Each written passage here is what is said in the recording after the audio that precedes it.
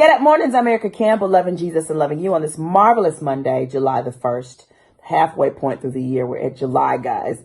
It is time for the love talk of the day. Okay, so I know a lot of people talk about what they don't want, right? What they don't want to experience. And I think in spending so much time on what you don't want, you don't give enough energy to what you do want.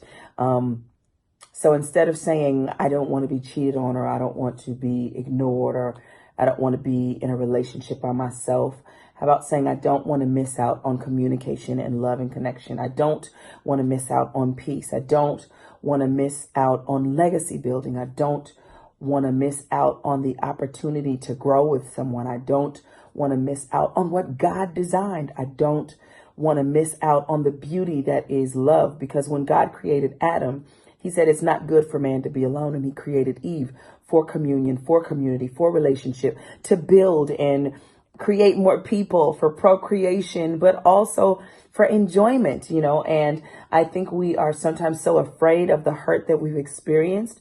We've kind of neglected the fact that there's so much beauty in healthy relationships, in God-designed relationships. And I didn't say perfect on purpose, because there is no such thing as a perfect relationship, but there are relationships that God designed that are beautiful and wonderful, and you don't have to get in front of the beauty of that relationship with and you bet not, and you bet not, and you bet not, and you bet not. And yes, of course, there are things that you don't want, but I'm really big on speaking life. And even in your love relationships that you desire and want, I think speaking life is healthy. And make sure that what you're speaking lines up with the word of God. Don't be praying for other people's husbands. Don't be praying for your spouse to die because you don't like them. That's not what I'm talking about. That's not life. That's wrong.